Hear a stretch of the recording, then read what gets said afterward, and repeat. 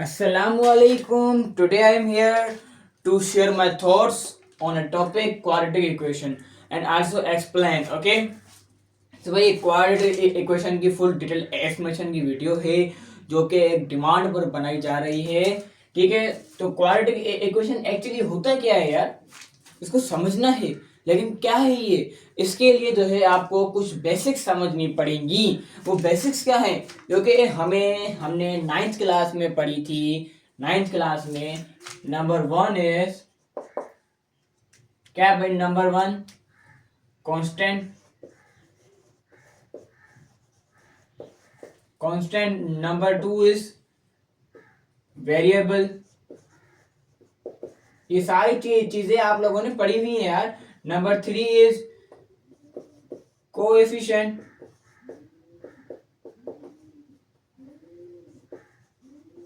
ठीक है, constant, variable and coefficient. इसके बाद होता है लिटरल और एक और होता है टर्म, जो कि अभी वो इतना इंपॉर्टेंट नहीं है क्वाड्रेटिक इक्वेशन में। असल में क्वाड्रेटिक होता क्या है, एक होता है हमारे पास लीनियर इक्वेशन, लीनियर एक होता है, और एक होता है क्वाड्रेटिक इक्वेशन, और एक होता है क्यूबिक इक्वेशन।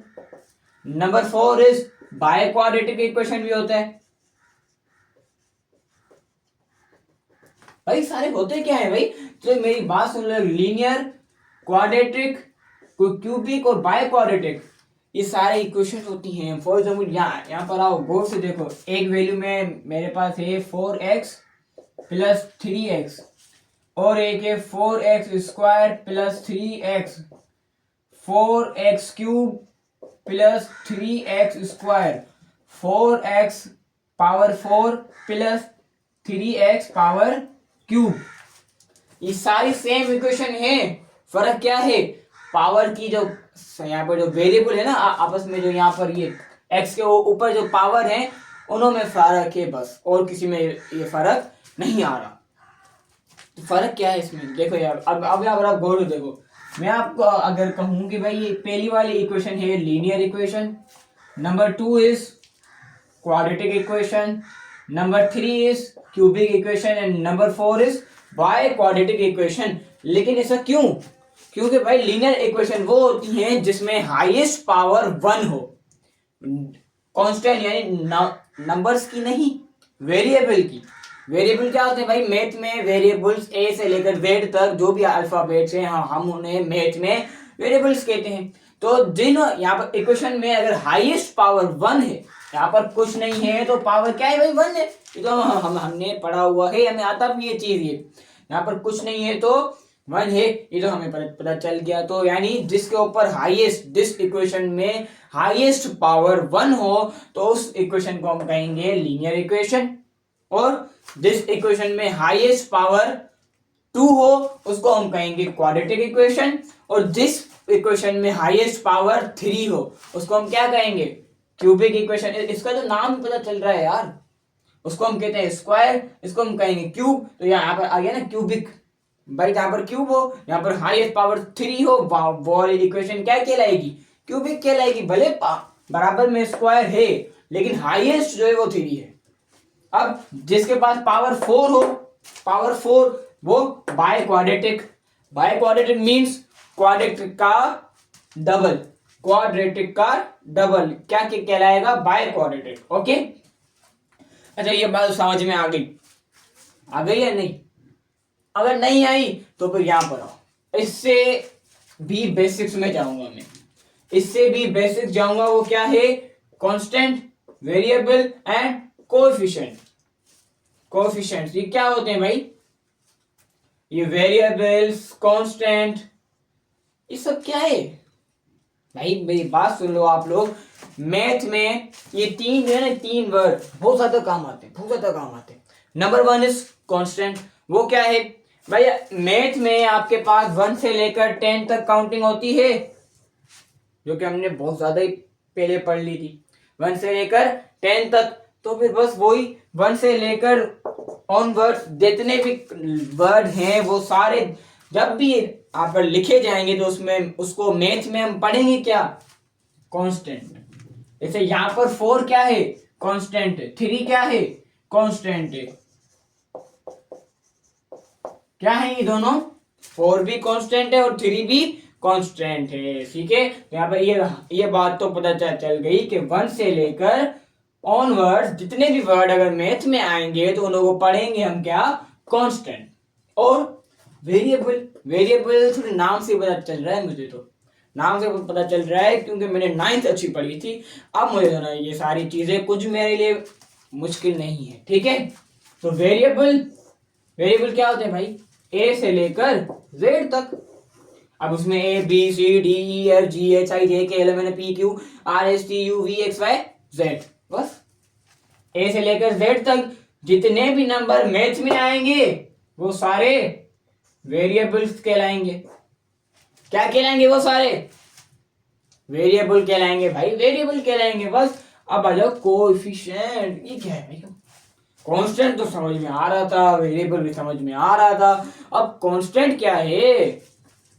कांस्टेंट वो चीज है जो जहां पर कांस्टेंट और वेरिएबल अगर दोनों साथ आ जाएंगे, यानी अगर दोनों मल्टीप्लाई की सूरत में होंगे तो उसे हम कांस्टेंट कोएफिशिएंट कहेंगे।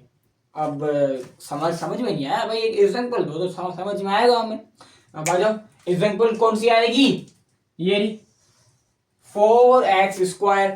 यहाँ पर देखो एक कांस्टेंट है अलग से और एक ये वेरिएबल है अलग से, दोनों क्या है, मल्टीप्लाई की सूरत में है, मल्टीप्लाई दोनों हो रहे हैं, बीच में कोई साइन नहीं है तो मीन्स मल्टीप्लाई है, ठीक है। दोनों मल्टीप्लाई हो रहे हैं तो यानी इन दोनों को हम क्या कहेंगे, कोएफिशिएंट्स, ओके। यानी एक और एग्जांपल ले लो, ये 3x 4x 3x, ये सारे क्या हैं भाई, कोएफिशिएंट्स हैं। अच्छा यार, मैंने एक चीज नोट की है, जहां पर मैं पढ़ाता हूँ वहां पर मैंने एक चीज नोट की है कि भाई बहुत सारे जो बच्चे हैं वो वेरिएबल्स और एक और होता है हमारे पास टाइप होती है, ये सारी पॉलिनोमियल की टाइप हैं, ओके। पॉलिनोमियल को समझने के लिए इसको समझना पड़ता है। पॉलिनोमियल क्या है, ये एक क्लास 9 का चैप्टर 3 है, चैप्टर 3 का नाम है, ठीक है, पॉलिनोमियल। वो कॉन्सेप्ट अलग है लेकिन उसको भी समझना लाजमी है अगर आपको क्वाड्रेटिक इक्वेशन को अगर समझना है तो, ठीक है।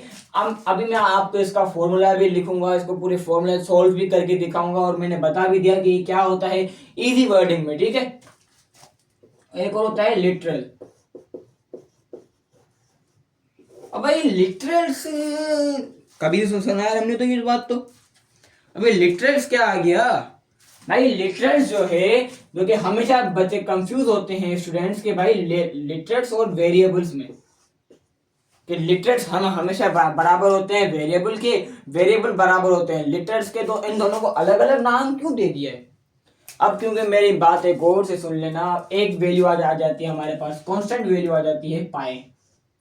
पाई सुना हुआ है, ये सारी चीजें 9th क्लास में पढ़ी थी, जो कि स्टार्टिंग थी मैथ की, ठीक है, असली मैथ की। तो पाई पढ़ी थी आप लोगों ने, क्या था पाई, पाई की वैल्यू क्या थी फ्रैक्शन में, फ्रैक्शन में पाई की वैल्यू थी 22/7 और डेसिमल में वैल्यू क्या है 3.142 एंड सो ऑन, आगे चलता रहता है ये, ठीक है। आगे सारी जो वैल्यू आएंगी वो कांस्टेंट हैं, कभी चेंज नहीं होंगी। फॉर एग्जांपल एक मिसाल ले लो कि भाई अगर 22/7 है तो इसको डिवाइड करेंगे हम, डेसिमल में वैल्यू चेक करते हैं तो ऊपर वाली वैल्यू जाएगी अंदर और बाहर वाली डिनोमिनेटर बाहर आएगा, ठीक है। अब 7 का टेबल लगाओ, इसमें 7 2 14, 7 3 21, 7 3 21, यहाँ पर 2 बच गया तो यहाँ पर लगाएंगे पॉइंट और यहाँ पर 0, तो 7 के टेबल में 20 आता है जी नहीं, तो फिर इससे कम 3 7 2 14, 7 2 14 आता है ना, 7 3 21, 7 2 14, नीचे क्या बचा भाई 6 बचा, 6 में एक और 0 लगाएंगे, ऐसे चलते चलते ये आगे चलता रहेगा, ठीक है। यहाँ पर सॉल्व होता रहेगा, ओके। तो ये बात भी हमने यहाँ पर सॉल्व की, समझ में आई हर चीज, यानी जो एक कांस्टेंट वैल्यू जिसकी भी हो वो लिटरल्स कहलाएगी। फॉर एग्जांपल अभी नहीं समझ में आई हमें अभी तक, भाई हम तो है डीट बच्चे, हमें अभी तक कुछ नहीं समझ में आया भाई, कुछ अंदर गया ही नहीं कि भाई लिटरल है क्या। तो फिर एक और एग्जांपल ले लो, मिसालों तो ही समझ में आती है हमें हर चीज। जब तक मिसाल ना मिले तब तक कुछ पढ़ने नहीं पड़ता, है ना। तो एक और वैल्यू आ जाती है एवोगैड्रो नंबर। अगर फिजिक्स में आपका इंटरेस्ट होगा तो आपने लाजमी पढ़े होंगे एवोगैड्रो नंबर, जो कि इसकी कांस्टेंट वैल्यू है 6.02 × 10⁻23। एवोगैड्रो नंबर जो होता है इसकी एक कांस्टेंट वैल्यू होती है 0.602 × 10⁻23। ये तो याद है ना, फिजिक्स में तो पढ़ी थी ना 9th में, बोला फिजिक्स में नहीं पढ़ी। अब अभी तक नहीं समझ में आया तो फिर यार एक और मिसाल देते हैं, आपको एक और मिसाल देंगे। अब फॉर एग्जांपल आपके पास एक सवाल आता है कि 3xy प्लस z 4z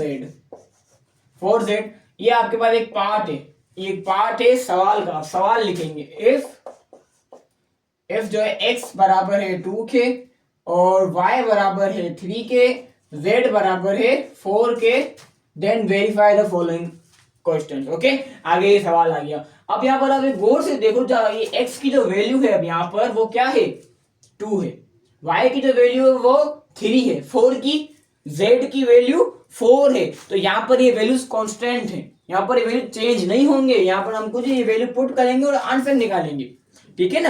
ये वैल्यू यहाँ पर कांस्टेंट आ गई तो ये एक बेस्ट एग्जांपल हो जाती है लिटरल्स की। ओके, इसी को हम कहते हैं लिटरल्स। अंडरस्टैंड? अब तो समझ में आ जाना चाहिए, बल्कि आ चुका होगा। पांचवा एक और एग्जांपल नहीं, अभी एक और चीज। अब भाई एक और क्या है यार, ये भाई क्वाड्रेटिक समझना है, हाँ तो फिर ये समझना पड़ेगा। ट्रम क्या होता है? ट्रम वो होता है जहां पर कांस्टेंट, ये देखो कांस्टेंट, वेरिएबल, कोएफिशिएंट, लिटरल्स, ये चारों जहां पर मिल जाए ना, ये चारों जहां पर मिल जाए, प्लस के बीच प्लस हुए, यानी फॉर एग्जांपल थोड़ा बहुत इरेज करें, देखो नोट करते जाना वरना कुछ नहीं समझ में आएगा, ठीक है। फॉर एग्जांपल एक वैल्यू आ जाती है हमारे पास 4x² प्लस 3 या 4 हटा दो, 4 बहुत हो गया भाई, 20x² और 13y²। अभी जो वैल्यूज, हाँ ये जो इक्वेशन लिखी हुई है, ये जो इक्वेशन है हमारे पास, ये क्या है? क्या ये ट्रम है? क्या ये ट्रम है? हाउ, कैसे भाई? यहाँ पर आप देखो कि यहाँ पर 20 है, जो कि 20 क्या है? एक कांस्टेंट है। यहाँ पर 13 क्या है? कांस्टेंट है, ठीक है भाई, कांस्टेंट तो है यहाँ पर। अब वेरिएबल, भाई वेरिएबल भी है x और y, यहाँ पर वेरिएबल भी है, ठीक है। और भाई कोफिशिएंट भी तो हो, तो कोफिशिएंट है क्या इसमें?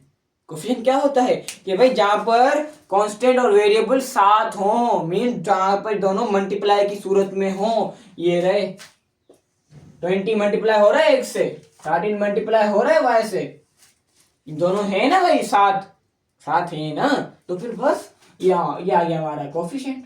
यहाँ पर भी, यहाँ पर 3 सूरत तो आ गई। और ये लिटरल्स, जहां पर वैल्यू सेम ना हो ना, तो यहाँ पर x बराबर है 20 के, x बराबर है 20 के, मीन्स यहाँ पर भी x की एक वैल्यू आ गई कांस्टेंट। तो ये आ गई एक best example of term. Term क्या होता है? ट्रम की भी टाइप्स होती हैं, मैं आपको बताऊं, ट्रम की भी टाइप होती हैं, अलग अलग बहुत सारी टाइप्स है यार, वो तो अभी आप बात ही मत करो। वो तो जब रिक्वेस्ट आएगी क्वाड्रेटिक इक्वेशन की तरह, तो फिर वहां पर हर चीज डिटेल एक्सप्लेनेशन से मिलेगी, ठीक है ना। अब फॉर एग्जांपल एक सिंगल टर्म ले लेते हैं, जैसे 16x³। ये क्या है हमारा? ये एक हमारा सिंगल टर्म है, ये रहा हमारा टर्म, एंड दैट्स ऑल। समझ में आई? अब आजा भाई, इसको क्वाड्रेटिक इक्वेशन का फॉर्मूला पुट करें और इसको फॉर्मूले से सॉल्व करने की कोशिश करेंगे। भाई इसका फॉर्मूला क्या होता है, इसको डिटेल एक्सप्लेनेशन से कैसे किया जाता है, तो उसके लिए थोड़ा बहुत सा इरेज करना पड़ेगा। And 3 2 1 erase. ओके, तो भाई ये आगे हमारे पास एक इक्वेशन जिसको हमें सॉल्व करना है क्वाड्रेटिक इक्वेशन वाले फॉर्मूले से। यहाँ पर आप गौर से देखो, ये क्वाड्रेटिक इक्वेशन का फॉर्मूला क्यों है? क्यों है भाई, क्या ये सही है? चेक करें हम। यहाँ पर आप गौर से देखो, यहाँ पर हाईएस्ट पावर ऑफ वेरिएबल क्या है? 2 है, मीन्स ये सही है। इक्वालिटी इक्वेशन हो सकती है, लेकिन इक्वालिटी इक्वेशन का फॉर्मूला है। अब आ जाओ यहाँ पर ये सॉल्व करें। सबसे पहले हाँ, हमें यहाँ पर ए बी सी को फाइंड करना होगा for putting in the formula. Okay, तो हमारा एज होगा वो बड़ी वैल्यू कौन सी है बड़ी वैल्यू? 6x square. ठीक है, तो यहाँ पर ए बराबर हो जाएगा 6 के। ठीक है, अब बारी आती है बी के। बी जो है वो बराबर होगा उससे छोटी x, आ गया ना x, यहाँ पर -7 के। अब जो c होगा वो बराबर होगा किसके भाई? -3 के। अच्छा, ये पॉलिनोमियल एक इक्वेशन नहीं है। ठीक है, ये पॉलिनोमियल इक्वेशन नहीं है। क्यों नहीं है? क्योंकि यहाँ पर इजिकल टू 0 आ गया है। पॉलिनोमियल इक्वेशन में कभी भी इजिकल टू नहीं आता। ठीक है, अब आगे सॉल्व करेंगे। अब आगे क्या सॉल्व करेंगे भाई? नेक्स्ट ये रहा फॉर्मूले में पुट करेंगे। यहाँ पर लिखेंगे now put the A B C D, now put the value of A B C in formula, in quadratic formula. So x is equal to b क्या है भाई? यहाँ पर -7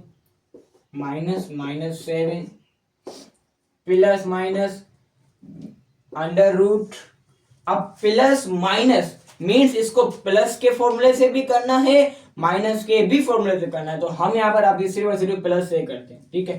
ठीक है ना, क्योंकि ये कोई सवाल नहीं दिया हुआ है इन्होंने, हमने अपनी तरफ से लिखा है, मैंने अपनी तरफ से लिखा है, ये सिर्फ और सिर्फ मेरी अपनी मर्जी है। ओके, यहाँ पर अब b का स्क्वायर मीन्स -7 का स्क्वायर -4, a क्या है हमारा? a हमारा 6 मल्टीप्लाई बाय c क्या है? -3 बाय, यानी अब डिनोमिनेटर में 2a क्या है? 6।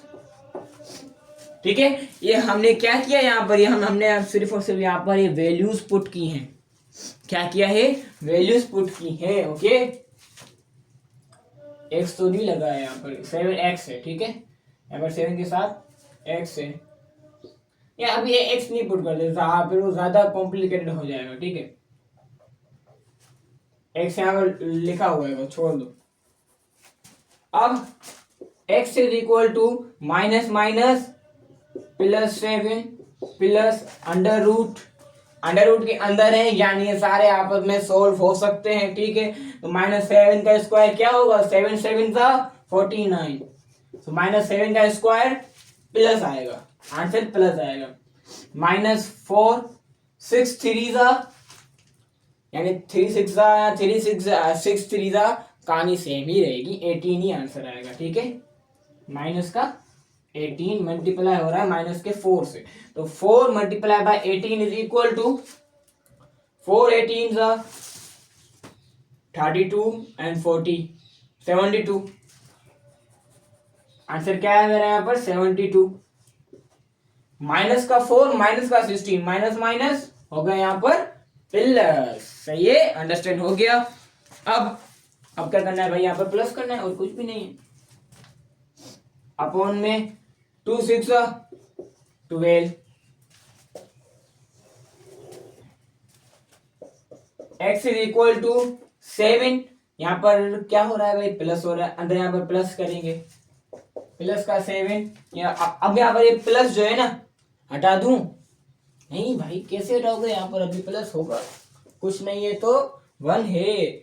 72 में प्लस करेंगे 95 को, 49 को, 49 मीन्स 50 रख लें, तो फिर हो जाएगा 121। ओके, अपॉन में क्या आ रहा है भाई? 12 आ रहा है। अभी यहां तक मैंने सॉल्व किया है सिर्फ बस। अब मैंने यहाँ पर मेरा सॉल्व करने का क्यों किया मैंने यहाँ पर सॉल्व? क्योंकि मैंने सिर्फ आपको एक प्रोसेस दे दिया है कि भाई ऐसे इक्वेशन, इसका फॉर्मूला ये होता है। मैंने आपको फुल डिटेल एक्सप्लेनेशन भी दी कि भाई क्या होता है formula, quadratic equation, linear equation, cubic equation, biquadratic equation, और constant, variable, coefficients and literals, terms, हर चीज मैंने आपको एक्सप्लेन की इसके बारे में, जो यहाँ पर क्वाड्रेटिक इक्वेशन के सॉल्व होता। ठीक है, के मुताबिक जो था। मैंने आपको बोल बेसिक्स टू प्रो मैंने आपको कर दिया। जो भी पूछे आपसे भाई व्हाट इज क्वाड्रेटिक इक्वेशन, भाई वो इक्वेशन जिसमें हाईएस्ट पावर वेरिएबल की वो क्या हो, 2 हो, वो उस इक्वेशन को हम कहेंगे quadratic equation. And that's all, ये हो गई हमारी वन लाइन डेफिनेशन। ठीक है, one line definition of quadratic equation. अब समझ में आई चीज? अगर समझ में आई हो तो काइंडली शेयर करना अपने दोस्तों को। मिलते हैं अपनी नेक्स्ट वीडियो में, तब तक के लिए अल्लाह हाफिज़ एंड थैंक्स फॉर वॉचिंग।